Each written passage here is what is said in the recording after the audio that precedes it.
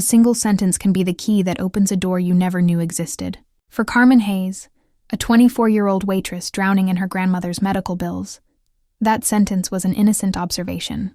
For Elizabeth Vance, a woman shielded from the world by billions of dollars, it was a crack in the foundation of her entire life.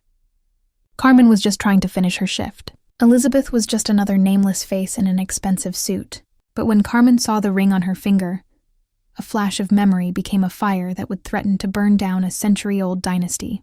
This isn't a fairy tale. This is the story of how one casual comment in a cheap diner unraveled a web of lies, betrayal, and a secret one of America's most powerful families believed was buried forever. The fluorescent lights of the corner diner hummed a monotonous tune, a sound Carmen Hayes knew better than her own heartbeat. It was the soundtrack to her life. The sizzle of burgers on the grill, the clinking of cheap ceramic plates, the low murmur of conversations that never seemed to change. At 9 p.m. on a Tuesday, the diner was in its usual nightly lull, a brief respite between the dinner rush and the late-night crowd. Carmen leaned against the cold stainless steel counter, rolling her shoulders to ease a knot of exhaustion. Every muscle ached with a fatigue that was more than physical. It was the deep soul weariness of watching her grandmother, Isabel, fade slowly in a sterile beige hospital room. The bell above the door chimed, pulling Carmen from her thoughts. A woman entered, and an invisible veil of silence seemed to fall over the diner. It wasn't just that she was well-dressed. She was sculpted from a different material than the rest of the world. Her charcoal gray pantsuit, so dark it was almost black, fit with the precision of a surgeon's scalpel. Her shoes shone even under the greasy lights. She had the kind of quiet, absolute confidence that doesn't need to be announced. It simply is. The few remaining customers instinctively lowered their voices. She chose a booth in the corner, sliding into the cracked vinyl seat with an economy of movement. Carmen grabbed a menu and a glass of water, her professional smile plastered on. "Welcome to the corner. Can I get you started with something?" The woman didn't look at the menu. Her eyes, a startlingly clear blue, met Carmen's for a brief, dismissive moment. "Just black coffee." Her voice was low and resonant, a cello in a room of tin whistles. "Right away," Carmen said, retreating to the counter. Her friend and fellow waitress, Sarah, sidled up to her. "Check out Mrs. Moneybags. Thinks she's too good for a menu. Bet she tips $5 tops." Carmen frowned as she poured the coffee. "Who is she?" "That's Elizabeth Vance. Vance Global. They own like half of downtown Chicago. My dad used to be a foreman on one of their construction sites before they laid him off. That woman's picture is in the business section every other week. They say she's ruthless. Turned her family's millions into billions before she hit 50. Carmen glanced at the woman. She was staring out the window, her profile sharp and severe against the neon-lit street. She looked less like a businesswoman and more like a predator resting between hunts. Carmen picked up the cup and saucer. "Well, to me she's just another customer who wants black coffee." She walked back to the booth and set the coffee down. "Here you are, ma'am." As Elizabeth reached for the cup, her hand emerged from the cuffed sleeve. And on her right ring finger, nestled against her skin, was a ring that made Carmen's breath catch in her throat. It wasn't the size or the sparkle that stopped her. It was the design, an intricate masculine signet ring made of pale buttery gold. Etched into the flat face was a sigil, a stylized phoenix, its wings outstretched, with a tiny sapphire embedded in its eye, glinting like a captured star. The band itself was unique, carved to look like interlocking feathers. Carmen's mind reeled. She saw the same ring, not gleaming in the diner light, but resting in a small velvet-lined box on her grandmother's nightstand.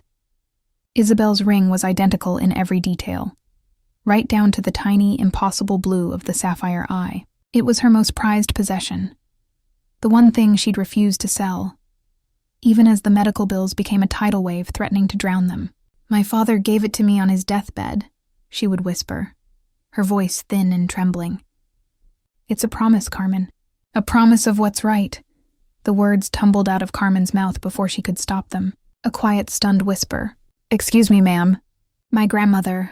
She has a ring just like that." Elizabeth Vance froze, her hand hovering over the coffee cup. Slowly she pulled it back, and her piercing blue eyes rose to meet Carmen's. The casual dismissal was gone, replaced by a sudden glacial intensity. She didn't speak. She just stared, her gaze so sharp and analytical that Carmen felt like she was being dissected, checked for the punchline of a joke she wasn't telling. "I beg your pardon," she finally said, her voice dropping an octave, becoming dangerously soft. Carmen's heart hammered against her ribs. She felt Sarah's worried stare from across the room. She should have walked away, kept her mouth shut. But the image of her grandmother's frail hand clutching that identical ring was seared into her mind. "The ring," she stammered, pointing with a trembling finger. "On your hand. It's just like my grandmother's. The phoenix, the little sapphire, everything." A flicker of something unreadable crossed Elizabeth's face. Not surprise, not recognition, but something harder, darker. She slowly turned her hand over, examining the ring as if seeing it for the first time. "That's impossible," she stated. It wasn't a guess. It was a verdict. "But it's not," Carmen insisted, her voice gaining a desperate edge. "I've held it my whole life. Her father gave it to her. She said it was one of a kind." Elizabeth Vance placed her hand flat on the table, the ring a silent golden accusation. Her gaze was cold steel. "This ring," she said, enunciating every word with icy precision, "has been in the Vance family for over 100 years. It was custom-made for my great-grandfather, Arthur Vance. There is no other. There has never been another." "You are mistaken." The finality in her tone felt like a slap. She was calling her a liar, or worse, a fool. The injustice of it, piled on top of her exhaustion and fear for her grandmother, lit a spark of defiance. "I'm not mistaken," she said, her voice low but steady. "I've held it in my hands 1,000 times. I know every detail on it. I could draw it from memory." Elizabeth leaned back, a faint, condescending smile touching her lips. It didn't reach her eyes. "A fascinating story. What is your name?" "Carmen." "Carmen Hayes." "Well, Miss Hayes," she said, picking up her coffee cup and taking a slow, deliberate sip, "your grandmother is either a liar or a thief. Because the only way she has a ring like this is if it's the one that was stolen from my family 50 years ago." She set the cup down with a soft click that echoed in the sudden silence of Carmen's world. Stolen. The word hung in the air, taut and venomous. Her grandmother, the gentlest, most honest person she knew. A thief? The accusation was so absurd, so vile, it was like being told the sun rose in the west. Elizabeth Vance reached into her jacket, pulled out a slim leather wallet, and extracted $300 bills, placing them on the table. It was more than Carmen made in 2 shifts. It was an insult. A dismissal. "For the coffee and your time," she said, her eyes already looking past Carmen toward the door. She stood, the power of her presence filling the small booth. She was already gone, moved on, leaving Carmen in the wreckage of her words. As she walked to the exit, Carmen found her voice. "She is not a thief." Elizabeth paused at the door, her back to Carmen. She didn't turn around, but her voice carried clearly across the quiet diner. "Then prove it." The bell chimed again, and she was gone, leaving Carmen standing in the middle of the corner diner, her heart pounding, the hum of the lights now sounding like a scream. The 3 crisp bills on the table felt like blood money. She hadn't just served coffee to a billionaire. She had stumbled into a history, her history, and in doing so, she realized with a cold dread she might have just destroyed her own. The drive to the hospital was a blur of red lights and the anxious thrum of her own heart. Elizabeth Vance's words echoed in her head. A liar or a thief. It was preposterous. Isabel Hayes was a woman who would go back to a store to return a few cents of extra change. The accusation was a poisoned dart, and Carmen felt its venom spreading through her. She found her grandmother sleeping, her face pale and sunken against the stark white of the hospital pillow. The ever-present beep of the heart monitor was a frail, rhythmic reassurance. On the small bedside table, next to a glass of water and a well-worn book of poetry, was the small, dark blue velvet box. With trembling hands, Carmen picked it up. The velvet was worn smooth in places. She opened the lid. There it was, the pale gold ring catching the low light from the hallway. The phoenix with its proud, outstretched wings, and the eye, a tiny sapphire that seemed to hold a universe of secrets. It was identical. There was no doubt. "Carmen, mija? Is that you?" Isabel's voice was weak, papery. Carmen quickly snapped the box shut and turned, forcing a smile. "Hi, abuela. I didn't mean to wake you. You're late. Rough shift?" Isabel's eyes, though clouded by illness, were still sharp, still full of the fierce love that had been Carmen's anchor her entire life. The usual. Carmen couldn't bring herself to say the truth. How could she voice such a monstrous accusation to this frail woman? "How are you feeling?" "Like I got hit by a very slow, very expensive truck," Isabel said with a weak smile. "The doctors came by. More talk about options. It all sounds the same." She shifted in the bed, wincing, and her eyes fell on the box in Carmen's hand. Her expression changed. The weariness was replaced by a familiar, guarded look. "You were looking at the ring?" Carmen hesitated. "I was just thinking about it. About grandfather." Isabel's hand, thin and cross-hatched with blue veins, reached out and patted the mattress beside her. Carmen sat. "Your great-grandfather," Isabel corrected gently, as she always did. "It was my father who gave it to me, not yours." Carmen's father had been a good man, a mechanic who died in a shop accident when she was 10, leaving behind nothing but debts and happy memories. The ring predated him. Right. "Great-grandfather," Carmen said, her mind racing. "Abuela, tell me about him again." "About the ring." Isabel's gaze drifted to the window, to the dark city sky outside. "There's not much to tell you haven't heard. My father, Oscar, was a quiet man, a brilliant man, an engineer. He worked for a big corporation back east. He said the ring was payment for a promise that was broken by powerful men." "What kind of promise?" Carmen pressed, trying to keep her voice casual. "He never said. Only that it was about acknowledging what was right. He made me swear never to sell it, to keep it safe. He said one day it might be the only proof we have." "Proof of what?" A flicker of fear, real and raw, crossed Isabel's face. She looked at Carmen, her eyes pleading. "Let it be, Carmen. It's an old story, a sad story. It has nothing to do with us anymore. Some doors are better left closed. But abuela, what if someone else has a reason to open that door?" The words were out before she could stop them. Isabel's grip on her hand tightened. "What do you mean?" "What happened?" Carmen saw the spike on the heart monitor and cursed herself. "Nothing. It's nothing. Just something stupid at work." She couldn't burden her grandmother with this. Not now. She needed to protect her. But the seed of doubt had been planted. A promise broken by powerful men. Who were they? And what did any of it have to do with Elizabeth Vance? Miles away, in a penthouse apartment that seemed to float above the city, Elizabeth Vance stood in front of a floor-to-ceiling window. The city lights spread out below her like a carpet of scattered diamonds. She held a glass of whiskey, the amber liquid untouched. She hadn't been able to shake the encounter at the diner. The girl, Carmen Hayes, her wide, honest eyes, her absolute certainty. "My grandmother has a ring just like it. It was ridiculous." And yet, she walked to a heavy mahogany desk and switched on a green-shaded lamp. From a locked drawer, she retrieved a leather-bound folder, the Vance family archives. It was a curated, sanitized history, of course, but it was all she had. She opened it to the section on family heirlooms. There, on a yellowed page, was a photograph of the ring. Her ring. The description was clear. The Phoenix signet. Commissioned in 1922 by Arthur Vance. Forged by artisan Miguel Delgado of Paris. Unique design, symbolizing the Vance family's rise from the ashes of the 1921 financial panic. Sole property, passed to the male heir of each generation. Her father had given her the ring on her 21st birthday. "It represents our resilience, Elizabeth," he'd said, his voice thick with pride.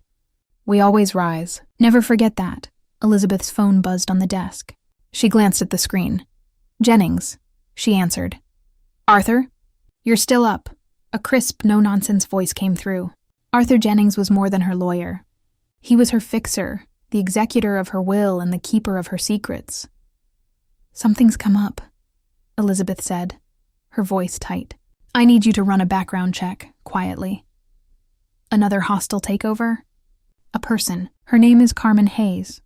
Works at a diner on 6th Street called the Corner Diner. Her grandmother's name is Isabel Hayes. I want to know everything. Finances, family, history, where they came from, who their people were. Everything. There was a brief pause on the other end of the line. Jennings was too professional to ask why, but she could feel his curiosity. "Is this a personal or professional matter, Elizabeth?" Elizabeth stared at the ring on her finger, the phoenix staring back with its cold sapphire eye. "I'm not sure yet," she admitted, a rare moment of uncertainty. "But it has the potential to become problematic." She thought of the story her grandfather used to tell. A story told only in hushed tones after a few too many brandies, about Arthur Vance's younger brother, David. How David had betrayed the family, tried to steal Arthur's designs for a new kind of turbine engine, and in his greed, had taken the spare signet ring Arthur had foolishly commissioned. David, the story went, was disinherited, cast out, and the ring was lost with him, a symbol of treachery. But the official family history, the one in the folder, never mentioned a second ring. It never mentioned a brother named David. It was a ghost story, a family legend. Until now. "Find out who Isabel Hayes' father was," Elizabeth ordered, her voice hardening again, the moment of uncertainty passing. "I want his name, I want to know what he did for a living, and I want to know if he ever, for any reason, crossed paths with my family."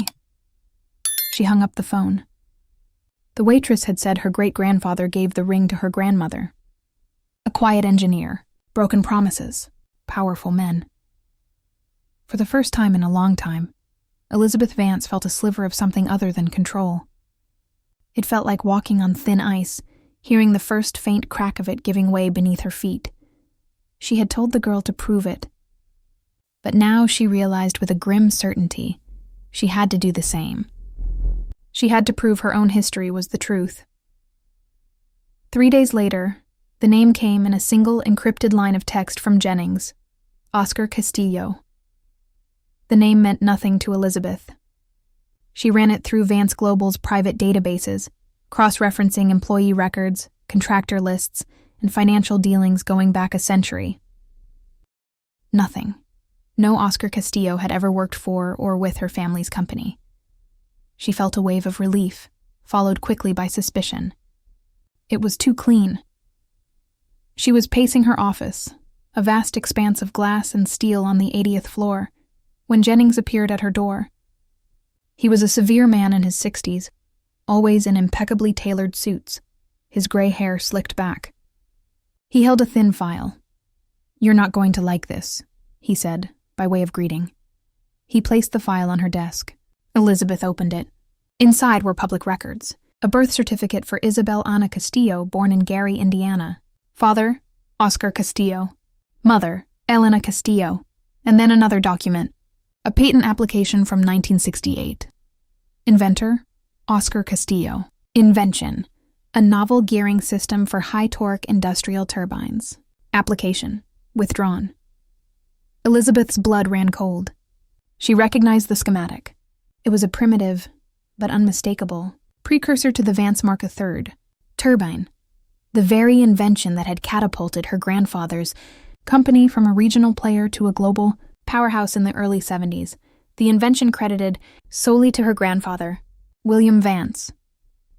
The application was withdrawn on October 12, 1968, Jennings said, his voice flat. According to bank records I accessed on October 14, 1968, Oscar Castillo made a one-time deposit of $50,000 into his savings account. A significant sum for an engineer at the time. He quit his job a week later, moved his family, and never worked in engineering again. Died of a heart attack 6 years later at 42. The pieces clicked into place with nauseating clarity. A non-disclosure agreement. A cash payoff. A brilliant idea. Bought and buried under the Vance name. So they bought him out, Elizabeth said. The words tasted like ash. My grandfather stole his invention and paid him to shut up. It appears that way. The $50,000 was likely positioned as a consulting fee to keep it legal. There's no paper trail linking it directly to the patent. Your grandfather was meticulous, of course. And the ring? Elizabeth asked, staring at her own hand. That, Jennings said, is where it gets strange. I found the jeweler who bought the assets of Delgado Hermanos of Paris. The records are ancient, but their ledgers were like your grandfather, meticulous. In 1922, Arthur Vance commissioned 2 identical phoenix signet rings. He paid for both. He slid a translated copy across the desk. It read, "One for the builder, one for the dreamer. May they fly together. 2 rings." The family ghost story wasn't a story. Her great-uncle David existed. So Castillo didn't steal the ring, Elizabeth murmured, thinking aloud. David Vance, the disinherited brother, must have given it to him. But why? As a thank you? A token for a friend? Or something more? The puzzle was no longer about a simple diner waitress. It was about the very foundation of her family's legacy. It was built not just on resilience, but on a lie. The knowledge was a corrosive acid in her stomach. She had to talk to the girl again. Carmen was wiping down the counter at the end of another exhausting shift when the diner bell chimed. Her heart sank. It was her. "Miss Hayes," Elizabeth said, her voice quiet but carrying. "I need to speak with you." Sarah shot Carmen a nervous glance. "Carmen, you don't have to," but Carmen knew she did. She untied her apron and hung it on its hook. "It's okay. I'll be right back." She stepped out into the cool night air. The street was loud with city sounds, a stark contrast to the tense silence that fell between them. "Your grandmother's father?" Elizabeth began, getting straight to the point. "His name was Oscar Castillo." It wasn't a question. Carmen flinched. How did she know that? "Yes, so?" He was an engineer. In 1968, he filed a patent for a turbine gearing system. Elizabeth watched her face, carefully gauging her reaction. Carmen's mind went blank. She knew her great-grandfather was an engineer, but the details were a fog. Her grandmother never spoke of his work, only his sadness.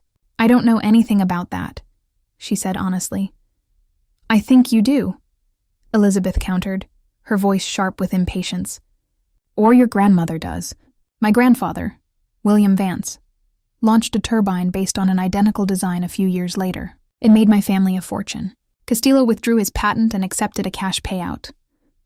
This isn't about a stolen ring anymore, is it, Miss Hayes? This is about extortion. Is that your plan? Use this old story to leverage a payday for your grandmother's medical bills? The accusation was so cynical, so cruel, it knocked the wind out of her. Tears of pure rage and frustration welled in her eyes. "How dare you?" she whispered, her voice shaking. "You stand there in your $1,000 suit looking down on us. My grandmother is fighting for her life. You think this is about money? This is about her honor. The honor of a man you just admitted your family probably stole from." For the first time, Elizabeth looked taken aback. She saw not a grifter, but a young woman pushed to her breaking point. "My great-grandfather told my grandmother that ring was proof," Carmen choked out. "Proof that he was wronged. He didn't take a payoff. He was threatened, forced to sign away his life's work to protect his family. From men like your grandfather, that money wasn't a payout. It was get-out-of-town money to make sure he never spoke of it again." She was channeling her grandmother's long-held, unspoken grief. The words felt true, solid, righteous. Elizabeth was silent for a long moment, the city sounds rushing in to fill the space between them. Her own certainty was eroding, replaced by the unsettling possibility that the Waitress's version of the story, a tale of threats and coercion, was closer to the truth than the sanitized business transaction she had constructed. "There were 2 rings," she said, her voice losing its hard edge. "My great-grandfather made 2, one for himself and one for his brother, David. The family story is that David was a traitor who was cast out." She looked at Carmen, her blue eyes searching her face. "Was your great-grandfather? Was he friends with a man named David Vance?" Carmen stared at her, bewildered. "David Vance? I've never heard that name in my life." They were at an impasse. 2 families, 2 rings, and 2 completely different histories intersecting at one disputed point in the past. One story of a business deal, ruthless, yes, but clean. The other of theft and intimidation. And at the center of it all, a ghost named David Vance, and a ring that was supposed to be a promise. "My grandmother has the ring," Carmen said, her resolve hardening. "You have your story, I have mine, and I'm going to find out which one is true." Elizabeth gave a single sharp nod. The condescension was gone, replaced by a grudging respect. "So am I." She turned and walked away, disappearing into the city shadows, leaving Carmen with the chilling realization that her quest for the truth was now inextricably and dangerously linked. The confrontation with Elizabeth left Carmen shaken but resolute. She had defended her family's honor, but Elizabeth's questions echoed in her mind. David Vance. The name was a blank slate. She returned to the hospital the next day with a new sense of urgency. She found Isabel sitting up, looking a fraction stronger than the day before. The poetry book was open on her lap. "Abuela," Carmen began, pulling a chair close. "We need to talk. For real this time. No more secrets." Isabel sighed, a long, weary sound, and closed the book. "I knew this day would come. Seeing you with the box, I knew you wouldn't let it go." She looked at her granddaughter, her eyes full of a deep, ancient sadness. "What did she tell you? Who?" Carmen feigned ignorance. "Don't play dumb, Carmen." The woman from the diner. "You think a woman like Elizabeth Vance makes a scene and it doesn't get noticed?" "Sarah called me. She was worried." Carmen's shoulders slumped. "She found me. She knows about great-grandfather Oscar. She thinks we're trying to blackmail her. She thinks he sold his invention to the Vance family." Isabel's expression hardened. "Sold. That's the polite way they call it." She gave a bitter laugh, a harsh, rattling sound. "Your great-grandfather was a genius, Carmen. A gentle, trusting soul who thought the world ran on merit and good faith. He was working at a large firm, a competitor to Vance Industries at the time. He developed his turbine gearing system on his own time. It was his masterpiece." She paused, her gaze distant, lost in memory.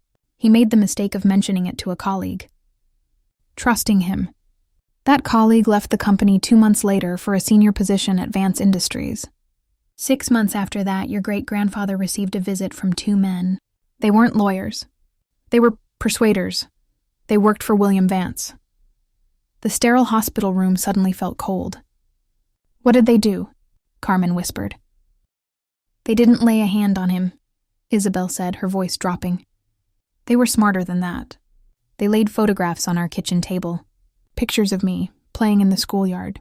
Pictures of my mother, walking out of the grocery store. They told him what a beautiful family he had.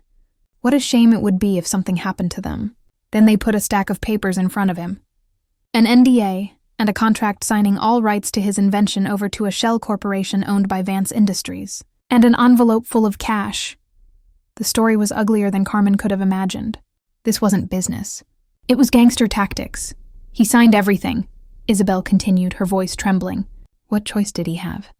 He took the money because refusing it would have been an act of defiance, and he was too scared to defy them. We moved a week later. He was a broken man, Carmen. They didn't just steal his work. They stole his soul. He died 6 years later, but the truth is they killed him that day in our kitchen." Tears streamed down Carmen's face. She finally understood the deep well of sadness in her grandmother, the fear behind her warnings. "But the ring, Abuela." Carmen pressed gently. "Where did the ring come from? Who is David Vance?"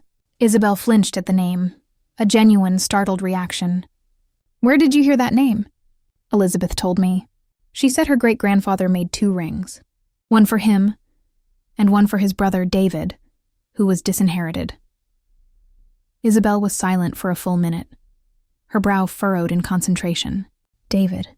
Oscar never said the name Vance. He just called him my friend.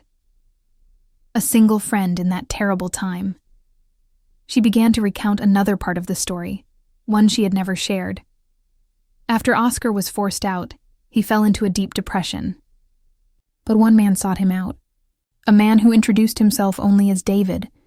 He was a wanderer, an outcast, but he had an artist's soul and a hatred for the kind of corporate greed that had destroyed Oscar. He had heard what happened to Oscar through the engineering grapevine. This David, Isabel recounted, told your great-grandfather that he, too, had been betrayed by a powerful family. He understood what it was like to have everything stolen by your own blood. They became friends, 2 broken men, finding solace in each other's company. Before David left town for good, he gave Oscar the ring. She looked at Carmen, her eyes intense. He told Oscar, this was meant to symbolize a shared dream between brothers. It was forged in hope and stained by greed. It belongs to the wronged, not the wrongdoer. Keep it as proof that integrity has a value money can't buy. One day, the phoenix will rise for the right person. Oscar treasured that ring more than the invention itself. It was a symbol that he was not alone in his suffering. So David Vance wasn't a traitor. He was another victim, and he had given the ring, his own birthright, to another wronged man as an act of solidarity. The story was so much deeper, so much more tragic, than Elizabeth's cold family ledger. At the same time, Elizabeth was at her family's ancestral home, a sprawling stone estate an hour outside the city. She rarely came here. It felt more like a museum than a home, filled with portraits of stern-faced ancestors. In the library, a dark, wood-paneled room that smelled of old paper and wax, she met her cousin, Robert Vance. Robert was a few years older, with a practiced smile and the easy charm of a man who had never worked a day in his life. He ran the family's charitable foundation, a role that required him to attend galas and cut ribbons. Elizabeth. "To what do we owe the honor?" Robert said, pouring 2 glasses of brandy. "Tired of the concrete jungle?" "I'm looking for information, Robert," Elizabeth said, cutting to the chase. "About great-uncle David." "David? The black sheep? That old ghost story? What's gotten into you? I have reason to believe the story is true, and I need to know the details. The real details, not the sanitized version." Robert swirled the brandy in his snifter, suddenly looking thoughtful. "Well, you know the legend. He was the younger brother, the artist, the dreamer. Arthur was the pragmatist, the builder. David apparently accused Arthur of stealing his ideas for the company's first successes. Tried to stage a boardroom coup. When it failed, he vanished. But not before stealing a valuable ring and supposedly selling company secrets to a rival." Robert sighed dramatically. A classic tale of sibling rivalry and betrayal. It's why the line of succession has always been so rigidly defined, to prevent another David. This was the story Elizabeth had always known, but hearing it now, it felt thin, theatrical, a convenient narrative to justify Arthur's consolidation of power. "And you believe that?" Elizabeth asked. "Why shouldn't I?" "It's our history," Robert said with a shrug. "A bit dramatic, sure. But it explains why Grandfather William was so aggressive in his business dealings. He was protecting the family legacy from vultures, from another betrayal." He leaned forward, his voice conspiratorial. "Why the sudden interest? Did one of his descendants crawl out of the woodwork looking for a handout?" The question was casual, but the look in Robert's eye was sharp, probing. Elizabeth felt a sudden, instinctual mistrust. Robert had always seemed vapid, but perhaps that was a carefully constructed facade. "It's a private matter," Elizabeth said, her voice curt. Of course," Robert said, leaning back, the charming smile returning. "Well, if you want to dig up old bones, be my guest. The old family papers are in the West Wing study, Grandfather William's private correspondence. Knock yourself out. Just don't be surprised if the ghost you find is uglier than you imagined." Elizabeth left Robert with his brandy and went to the study. The room was dusty, unused for years. She found the boxes of letters tied with faded ribbon. For hours, she sorted through them, reading her grandfather William's elegant cursive script. Most of it was business. But then she found a series of letters from the late 1960s, addressed to her grandfather's head of security. The contents made her feel sick. There were updates on the surveillance of a man named Oscar Castillo, reports on his daughter's school schedule, his wife's daily routine, and then one final chilling memo. Subject Castillo has been neutralized. Asset secured. He is no longer a threat. Neutralized. Asset secured. Carmen Hayes' story was true. All of it. Her family's fortune was built on theft and cemented with threats. The weight of the discovery was crushing. But as she continued to sift through the papers, she found something else. Something that didn't fit either story, hers or Carmen's. It was a single folded note, separate from the letters, tucked in the back of a ledger.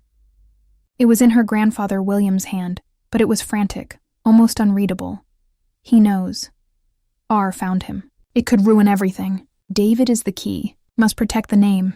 The note was undated. Who was he? And R? Robert? It seemed too convenient. And what did David is the key mean? David was supposed to be a ghost, a long-vanished traitor. But this note, written decades after David's disappearance, spoke of him as a present, active threat. Elizabeth stood in the silent, dusty study, holding two conflicting testaments. In one hand, the sordid truth of her grandfather's crime against Oscar Castillo.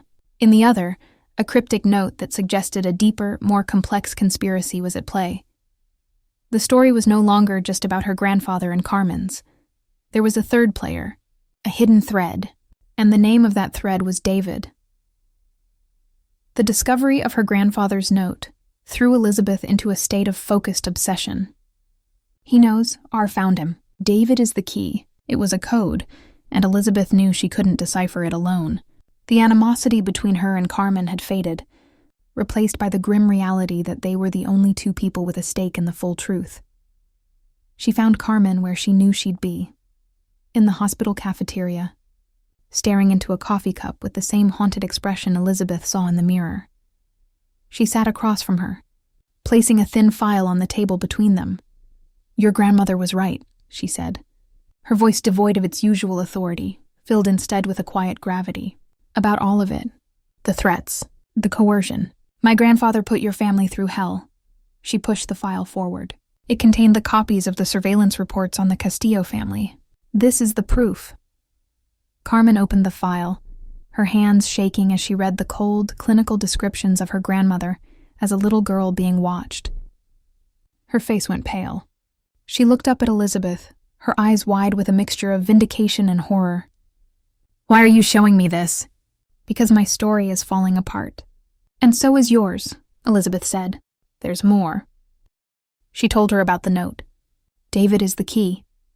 It was written by my grandfather, William, long after your great-grandfather was silenced. He was afraid of someone who knew the truth about David."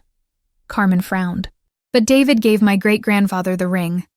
"He was an outcast, a victim, like Oscar." "That's what he told your great-grandfather," Elizabeth countered. "But what if that wasn't the whole story? What if David's disappearance wasn't just about being cast out? We have two stories, yours and mine, but they're both based on what we were told by people who were either betrayed or lying. We need a primary source, an objective truth. Where do we find that?" Carmen asked, the weight of a multi-generational conspiracy settling on her shoulders. "The rings," Elizabeth said, a spark of inspiration in her eyes. "They're the one constant. They're the origin point. My great-grandfather Arthur commissioned them from a Parisian artisan, Miguel Delgado. The business is gone, but I found the firm that acquired their assets, and more importantly, their records, the ledgers, in Paris." Carmen's heart sank. "That's a world away."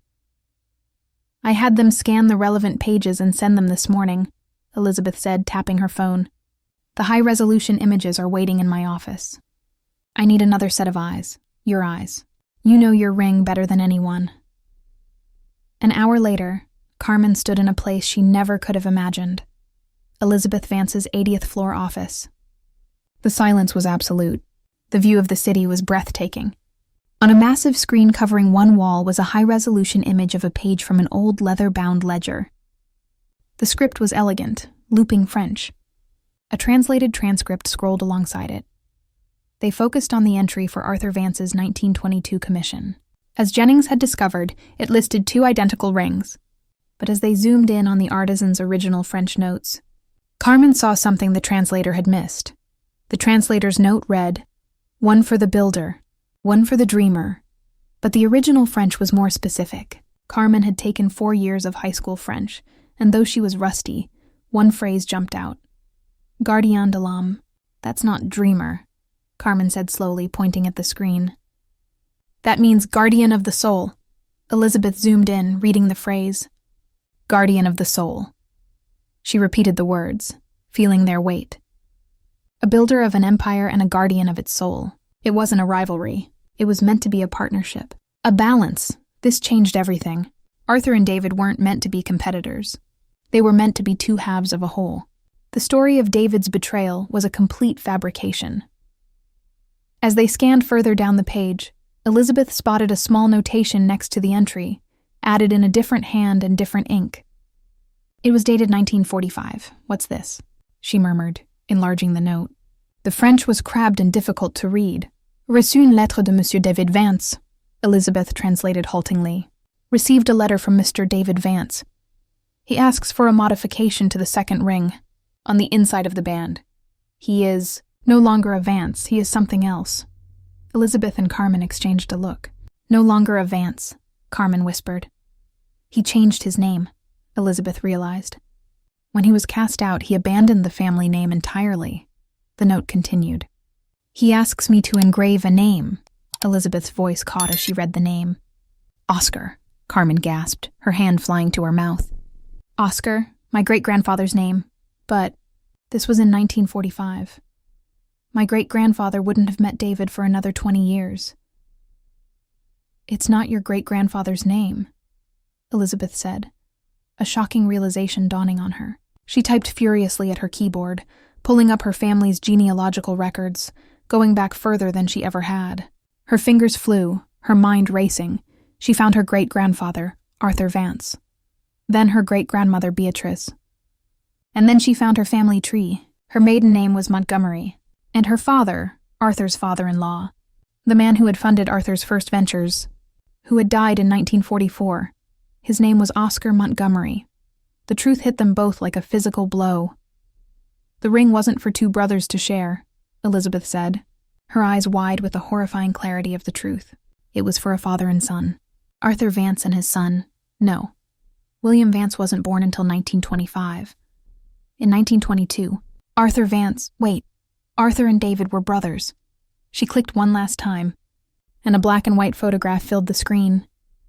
It was a formal portrait of two young men, both handsome and proud. One was clearly a young Arthur Vance. The other, the dreamer, the guardian of the soul, was his brother. Underneath the photo was the caption, Arthur and David Vance, 1921. And beneath that, in the official genealogical record, was the final devastating piece of the puzzle. The entry for David Vance listed his full name, David Oscar Vance. He was David Oscar, Carmen whispered. The inscription, Elizabeth breathed. It wasn't a memorial to his father-in-law. It was him. He was reclaiming his middle name, the only part of his identity his brother couldn't take from him. The twist was so profound, so complete, that the room fell silent. The entire family history was a lie. David wasn't the younger brother. Based on his birth year, he was the older brother. He should have been the heir. Arthur was the younger son, the builder. And Elizabeth's grandfather, William, hadn't just silenced a random engineer.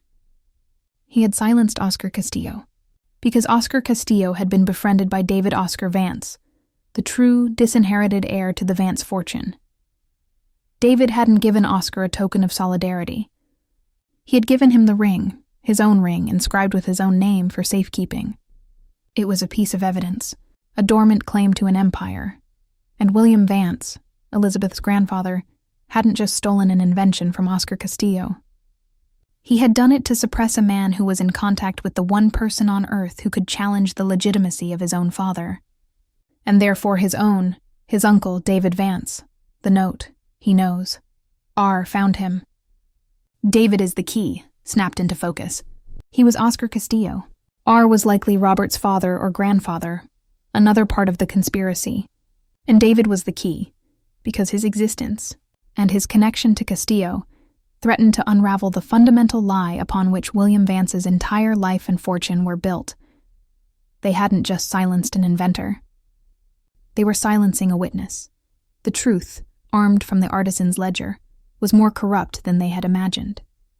David Oscar Vance, the rightful heir, had been systematically erased from history. Elizabeth's grandfather, William, had silenced Oscar Castillo not over a simple invention, but to bury the foundational lie of his family's power.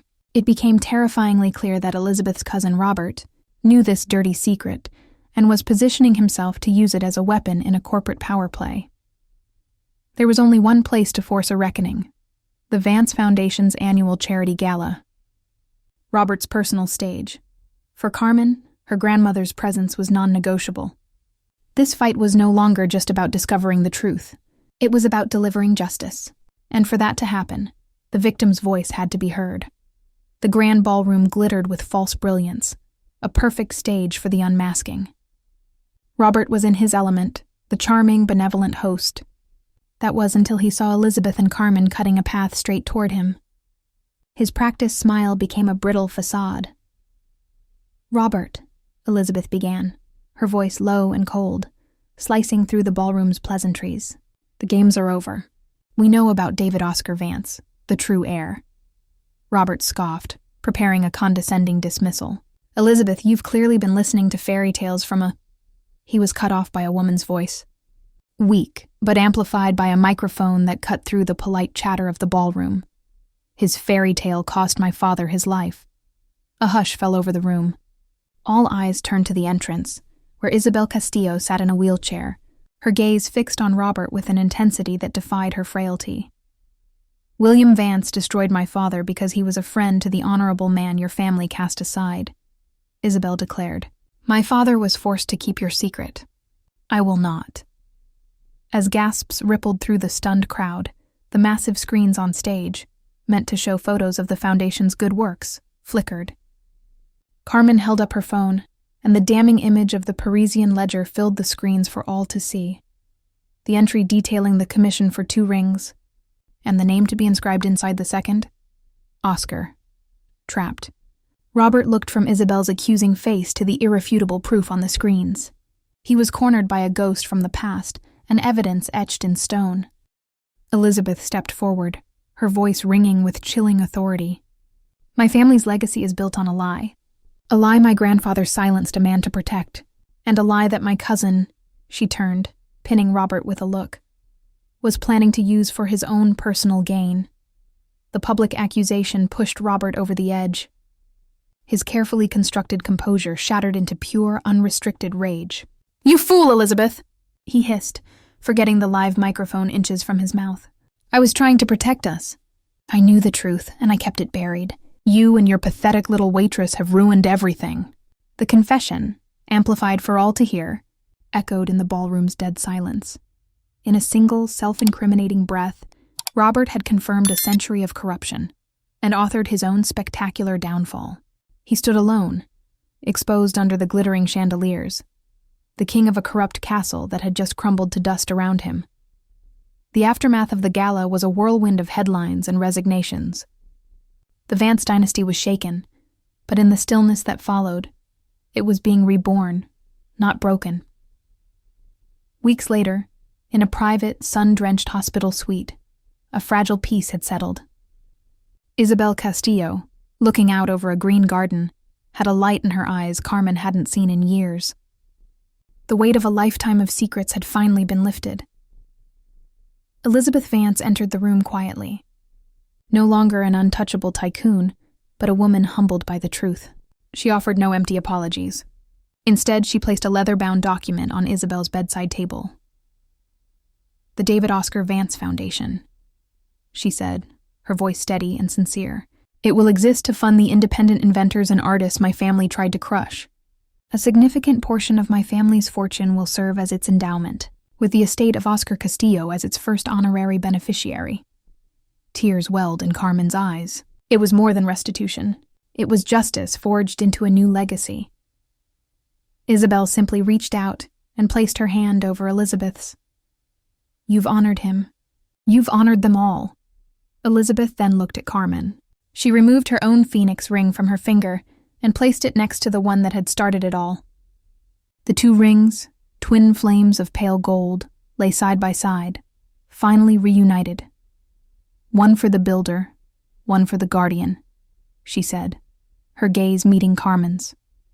"I can rebuild the company, but it's been missing its soul for a century. Help me bring it back, Carmen." It was an offer not of money or power, but of purpose. Looking at the 2 rings, symbols of a promise finally fulfilled, Carmen saw a clear path forward. "Yes," she said, her voice firm and her heart full. "Let's give them a legacy to believe in." A single sentence in a late-night diner set in motion a chain of events that rewrote history. Carmen Hayes, a waitress who fought for her grandmother's honor, proved that the truth, no matter how deeply buried, has a power that no fortune can suppress. And Elizabeth Vance, a billionaire trapped in a gilded cage of lies, discovered that true wealth isn't about what you inherit, but the integrity you choose to build. Their story reminds us that every family has its secrets, and that sometimes it takes the courage of an outsider to bring the truth to light. allowing the phoenix to finally rise from the ashes. If this story of truth, justice, and the incredible power of one person's voice moved you, please give this video a like and share it with someone who appreciates a story that's more than just fiction. Don't forget to subscribe to our channel for more real-life dramas that will stay with you long after the screen goes dark. Click that notification bell so you never miss an upload.